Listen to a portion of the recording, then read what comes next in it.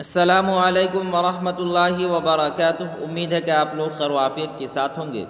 آپ تمام لوگ کا میرے یوٹیوب چینل میں استقبال ہے، خیر مقدم ہے۔ میں محمد وسیم اختر حنفی آج میں پھر سے لے کر حاضر ہوا ہوں کلاس 12 کہکشاں حصہ 2 چیپٹر نمبر 15 جو اکبر الہ آبادی کا ہے۔ آج ہم لوگ آف لائن کی طرح آن لائن کے اندر اکبر الہ آبادی کے پہلے چیپٹر کو دیکھیں گے اور ساتھ ساتھ اس چیپٹر کے اندر جو مختصر ترین سوالات اور مختصر سوالات ہیں اس کے جوابات کو بھی دیکھیں گے، اور آنے والے ایگزام یعنی 2025 کے اندر جو ایگزام ہونے والا ہے اس کی مکمل طور پر تیاری بھی کریں گے۔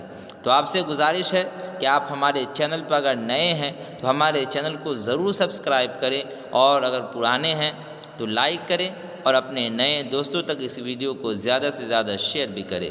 اور جن لوگوں کو PDF چاہیے وہ ہمارے نمبر پر میسج کریں، انہیں فری میں PDF بھی دیا جائے گا۔ تو آئیے اس چیپٹر کا آغاز کرتے ہیں۔ یہ چیپٹر ہے اکبر الہ آبادی کا۔ جی، اکبر جن کا پورا نام اکبر حسین تھا۔ اکبر کا پورا نام کیا تھا؟ اکبر حسین تھا۔ ان کی پیدائش کب ہوئی؟ اکتوبر 1845 عیسوی میں۔ کہاں ہوئی؟ مقام جو ہے باڑہ، ضلع الہ آباد میں، یا باڑھ پڑھ سکتے ہیں، ہے نا، الہ آباد میں یہ پیدا ہوا۔ بعض لوگوں نے ان کا سن پیدائش 1846 لکھا ہے جو درست نہیں۔ بعض لوگوں نے ان کی جو پیدائش ہے وہ لکھا ہے کتنا؟ 1846، لیکن یہ صحیح نہیں۔ سید فضل محمد ان کے دادا کا کیا نام تھا؟ سید فضل محمد، اور تفضل حسین ان کے والد تھے۔ ان کے ابو کا نام تھا تفضل حسین۔ آگے دیکھیں کیا ہے۔ اکبر کے خاندان کے جو خاندان کے افراد تھے دنیاوی شان و شکوہ کے حامل تھے، دنیاوی شان و شوکت چاہتے تھے۔ ان کے بزرگوں کو تحصیل علم کا بھی شوق تھا، علم حاصل کرنے کا شوق تھا۔ کن کو؟ ان کے جو بزرگ لوگ تھے، بڑے تھے، ان کو۔ گھر کا ماحول مذہبی تھا، لیکن انگریزی تعلیم اور انگریزوں سے زیادہ تعصب بھی نہیں تھا۔ گھر کا ماحول مذہبی تھا لیکن انگریزی تعلیم اور انگریزوں سے زیادہ تعصب بھی نہیں تھا، یعنی زیادہ سخت مزاج ان سے نہیں تھا۔ اکبر کا بچپن داود نگر اور سورام وغیرہ میں گزرا۔ ان کا جو بچپنا ہے اکبر الہ آبادی کا کہاں گزرا ہے؟ داود نگر یا اسی طریقے سے سورام وغیرہ میں۔ 1856 میں جب اکبر کی عمر 11 برس تھی، یعنی 11 سال کی تھی، ان کے والدین الہ آباد میں آباد ہو گئے۔ جب یہ 11 سال کے تھے تو ان کے جو والدین تھے یعنی ماں باپ، وہ آباد ہو گئے کہاں؟ الہ آباد میں آباد ہو گئے، رہنا سہنا شروع کر دیے۔ یہاں اکبر کا داخلہ ایک مشن اسکول میں ہوا۔ اس سے پہلے وہ گھر پر اردو، فارسی، انگریزی، عربی اور ریاضی کی کتابیں، ابتدائی جو کتابیں وہ پڑھ چکے تھے۔ یہاں آئے جب الہ آباد میں تو ان کا داخلہ ہوا مشن اسکول میں۔ اس سے پہلے وہ گھر پر اردو پڑھتے تھے، فارسی پڑھتے تھے، انگریزی اور عربی اور ریاضی کی ابتدائی کتابیں بھی پڑھتے تھے۔ جی، مشن اسکول میں داخلے لیے ابھی 1 برس ہی ہوا تھا کہ غدر کا ہنگامہ شروع ہو گیا۔ غدر کا واقعہ بہت مشہور واقعہ ہے، وہ کیا ہو گیا؟ شروع ہو گیا، پیش آ گیا۔ غدر کے بعد اکبر کے خاندان کی مالی حالت اچھی نہیں رہی۔ ظاہر سی بات ہے، جب بھی کوئی واقعہ پیش ہوتا ہے، جنگ ہوتا ہے، لڑائی ہوتی ہے تو نقصان ہوتا ہے، جانی کا بھی یعنی جان کا بھی اور مال کا بھی، دونوں کا نقصان ہوتا ہے۔ اس لیے اکبر اپنی تعلیم جاری نہیں رکھ سکے اور ملازمت کرنے لگے۔ اس کے بعد دیکھیں، اس کے بعد ہے اکبر نے ابتدا میں کئی عارضی ملازمتیں کی۔ عارضی بولتے ہیں کہ کچھ دن یہاں نوکری کر لیے، کچھ دن وہاں نوکری کر لیے، مکمل طور پہ ابھی ابتدا میں نوکری نہیں کیے تھے۔ مثلا عرضی نویسی، سر رشتہ داری، نائب تحصیلداری، مسل خانی وغیرہ۔ بعد میں انہوں نے وکالت کا امتحان پاس کیا اور وکیل ہو گئے۔ بعد میں انہوں نے وکالت کا امتحان پاس کیا اور کیا بن گئے؟ وکیل بن گئے۔ وہ منصف اور سب جج بھی رہے۔ کون؟ اکبر الہ آبادی۔ الہ آباد میں عدالت کے منصفی سے دسمبر 1903 میں ریٹائر ہوئے۔ الہ آباد کورٹ جو ہے اس میں عدالت کے منصفی سے یہ ریٹائر کب ہوئے؟ دسمبر 1903 میں۔ ان کی عدالتی خدمات کے عوض یعنی بدلے 1898 میں انہیں خان بہادر کے خطاب سے نوازا گیا۔ ان کو جو خطاب ملا خان بہادر کا خطاب ملا، کب ملا؟ 1898 عیسوی میں، یاد رکھنا ہے۔ اس کے بعد دیکھیں کیا ہے آگے، اس کے بعد ہے ریٹائرمنٹ کے بعد اکبر کی زندگی پریشانیوں میں بسر ہوئی۔ جب ان کا ریٹائرمنٹ ہو گیا تو اس کے بعد جو ان کی زندگی پریشانیوں میں گزر رہی تھی، وہ متعدد امراض کے شکار ہو گئے، یعنی متعدد مرض کی جمع امراض، متعدد بیماری کے یہ شکار ہو گئے۔ اکتوبر 1910 میں ان کی بیوی کا وصال ہوا، یعنی انتقال ہو گیا۔ 1913 میں ان کا لڑکا ہاشم، جسے وہ بے حد عزیز رکھتے تھے، 13 برس کی عمر میں داغ مفارقت دے گیا۔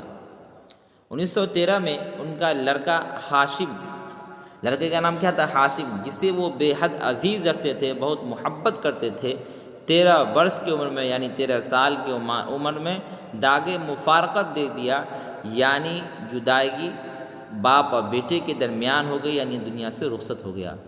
ان صدموں سے اکبر نڈھال ہو گئے، ان میں جینے کی امنگ باقی نہیں رہی، امید باقی نہیں رہی۔ ایک طرف بیوی کا انتقال ہوا 1910 میں، پھر 1913 میں ان کے لڑکے کا انتقال ہو گیا، تو ان کا دل جو ہے بہت پریشان حال ہو گیا۔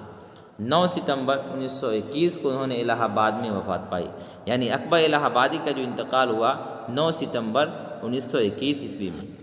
دیکھیے اس کے بعد اکبر اودھ پنچ کے 9 رتنوں میں تھے۔ اکبر جو ہے اودھ پنچ کے 9 رتنوں میں شامل تھے۔ انہوں نے شاعری کے ساتھ ساتھ ظریفانہ مضامین بھی لکھے ہیں۔ اردو ادب میں وہ اپنی ظریفانہ شاعری کے سبب مشہور ہوئے، معروف ہوئے۔ ایک ضخیم کلیات ان کی یادگار، ایک موٹی کلیات جو ہے ان سے کیا ہے؟ یادگار ہے، جس میں ان کے 4 دواوین شامل ہے۔ کیا ہے؟ دواوین شامل ہے۔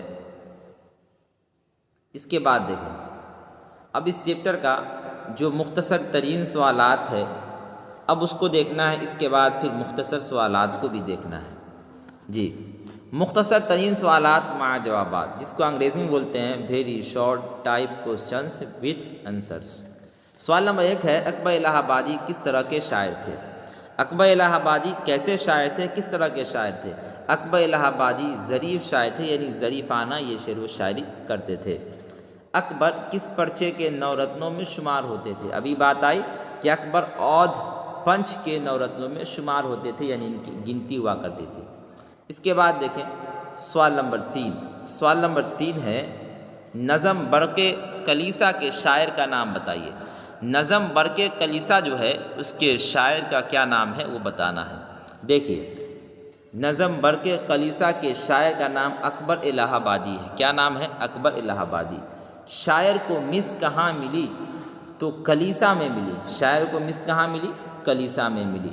اس کے بعد دیکھیں سوال نمبر 5 کیا ہے، شاعر نے اس نظم میں گلشن فطرت کی بہار کسے کہا ہے؟ شاعر نے اس نظم کے اندر گلشن فطرت کی بہار کسے کہا ہے؟ شاعر نے اس نظم میں مس کو، کس کو؟ مس کو، جو کلیسا میں ملی تھی، گلشن فطرت کی بہار کہا ہے۔ دولت و عزت و ایمان شاعر کس کے قدموں پر نثار کرنا چاہتا ہے، یعنی نچھاور کرنا چاہتا ہے، دینا چاہتا ہے؟ کلیسا کے مس پر شاعر دولت و عزت و ایمان نثار کرنا چاہتا ہے، یعنی نچھاور کرنا چاہتا ہے۔ اس کے بعد دیکھیں سوال نمبر 7 کیا ہے، سوال نمبر 7 ہے، حملے سرحد پر کیا کرتے ہیں غازی بن کر، یہ بات شاعر نے کس کے بارے میں کہی ہے؟ حملے سرحد پہ کیا کرتے ہیں غازی بن کر، یہ بات شاعر نے کس کے بارے میں کہی ہے؟ مسلمانوں کے بارے میں کہی ہے۔ اب زمانے پہ نہیں ہے اثر آدم و نوح، یہ بات کس سے کہی ہے؟ یہ بات شاعر نے مس سے کہی ہے۔ اب زمانے پر نہیں ہے آدم و نوح کا اثر، یہ بات کس سے کہی ہے؟ یہ بات شاعر نے مس سے کہی ہے، یاد رکھنا ہے۔ اس کے بعد دیکھیں مختصر سوالات مع جوابات، جس کو انگریزی میں بولتے ہیں short type questions with answers. جی، سوال نمبر 1 دیکھیں، سوال نمبر 1 ہے آپ کو، اکبر الہ آبادی نے اپنے نظم کا عنوان برق کلیسا کیوں رکھا؟ اکبر الہ آبادی انہوں نے اپنے نظم کا عنوان برق کلیسا کیوں رکھا؟ دیکھیے، اکبر الہ آبادی نے اپنے نظم کا عنوان برق کلیسا اس لیے رکھا ہے کہ انہوں نے اپنی شاعری میں عموماً یعنی عام طور پہ تہذیب و تمدن کو اپنی تنقید کا ہدف بنایا، نشانہ بنایا۔ اس نظم میں بھی انہوں نے انگریزی تہذیب کو ہی ہدف ملامت بنایا ہے، ملامت کا نشانہ بنایا ہے۔ برق کلیسا کے معنی ہوتا ہے کلیسا کی بجلی، اس لیے شاعر انگریزی مس کو برق سے یعنی بجلی سے تعبیر کرتے ہوئے نظم کا عنوان برق کلیسا رکھا۔ جی، اس کے بعد دیکھیں سوال نمبر 2۔ سوال نمبر 2 ہے، مس نے مسلمانوں کے بارے میں اس نظم میں کن خیالات کا اظہار کیا ہے؟ مس جو کلیسا میں ملی تھی، اس نے مسلمانوں کے بارے میں اس نظم میں کن خیالات کا اظہار کیا ہے؟ مس نے مسلمانوں کے بارے میں اس نظم میں مسلمانوں کی مذہب پرستی اور اسلامی تعلیمات سے نفرت اور تعصب کا اظہار کیا ہے۔ یعنی مس کو اسلام کی جو تہذیب ہے، اسلامی جو تعلیمات ہے، اسلام کے جو ماننے والے لوگ ہیں، ان سے انہوں نے تعصب کا اظہار کیا ہے، یعنی اپنے اور ان کے درمیان کیا ایک دشمنی کا، ایک اپنے آپ کے مذہب کو بہتر سمجھنے کا، دوسرے کے مذہب کو گھٹیا سمجھنے کا اظہار کیا ہے۔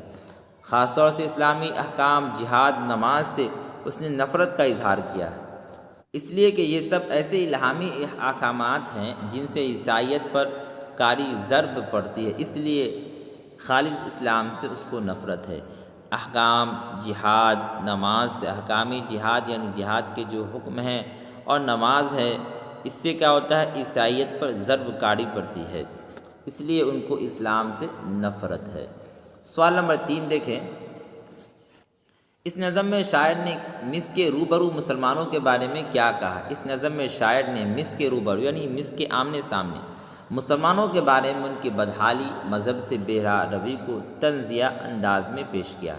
شاعر نے مسلمانوں کے بزرگان دین، اولیاء کرام، صحابہ کرام یعنی اولیاء اللہ، صحابہ کرام اور پیغمبروں کے واقعات کی طرف اشارہ کرتے ہوئے موجودہ دور کے مسلمانوں کو غیرت دلانے کی کوشش کی ہے۔ اس نظم میں شاعر نے مس کے سامنے مسلمانوں کے بارے میں ان کی بدحالی، مذہب سے بے راہ روی، کہ اپنے آپ کو مسلمان کہتے لیکن مسلمان ہونے کے ناطے مذہب سے قریب نہیں، مسلمان ہونے کے ناطے یہ اپنے اللہ اور اس کے رسول کی بات کو مانتے نہیں، اس کو طنز کا نشانہ بنایا ہے۔ شاعر نے مسلمانوں کی جو بزرگان دین تھے، اولیاء اللہ یعنی اللہ کے جو ولی تھے، بزرگ تھے، صحابہ کرام تھے اور پیغمبر تھے، ان کے واقعات کی طرف اشارہ کیا کہ وہ لوگ ایسے تھے کہ اپنے مذہب کو پکڑ کر چلتے تھے، اپنے مذہب کے مطابق زندگی گزارتے تھے، ان کی طرف اشارہ کرتے ہوئے موجودہ دور کے جو مسلمان ہیں کہ ایک یہ مسلمان ہے، ایک وہ مسلمان ہے، کہ وہ مسلمان ایسے تھے کہ اپنے اللہ اور اس کے رسول کی بات کو مانتے تھے، اب یہ مسلمان ایسے ہیں کہ انہیں اللہ کے حکام کا پتہ نہیں، انہیں رسول اللہ کی شریعت اور ان کی سنت کا پتہ نہیں۔ جی، اس کے بعد دیکھیں سوال نمبر 4۔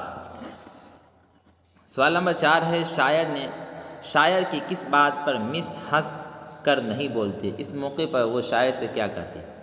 شاعر نے جب برق کلیسا میں جا کر انگریزی میم سے اپنی محبت کا اظہار کیا اور عزت و دولت و مذہب کو اس کے حسن پر یعنی اس کی خوبصورتی پر نثار کرنے کے بعد کہی تو وہ مس ہنسنے کے بجائے تیوری چڑھا کر مسلمانوں سے نفرت کا اظہار کیا۔ اس گفتگو کے راوی تو خود شاعر ہیں، لیکن وہ مسلمانوں کے مذہب کے نمائندے کے طور پر مس سے مخاطب ہوتے ہیں، تو اس لیے انہوں نے اس شاعر سے تیوری چڑھا کر یعنی اپنا تیور دکھا کر مسلمانوں سے نفرت کا اظہار کیا کہ ہم مسلمانوں سے محبت نہیں کرتے ہیں۔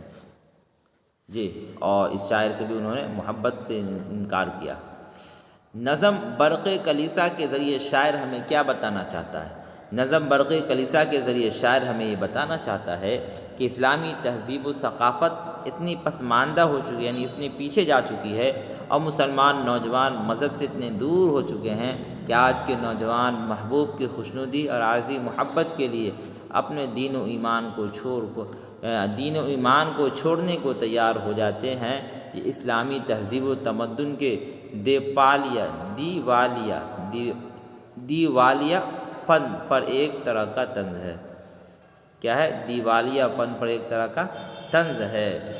یعنی کہنا یہ چاہتے ہیں کہ آج کی جو نوجوان ہیں وہ دین سے اتنے دور ہیں، مذہب سے اتنے دور ہیں کہ اگر ان کے سامنے کوئی لڑکی ہو اور لڑکی اگر کہہ دے نماز نہ پڑھنے کے لیے یا اسی طریقے سے کوئی دین کا کام چھوڑنے کے لیے، تو اس کے لیے دین کا کام کو چھوڑ دیتے ہیں اس کی محبت کے لیے۔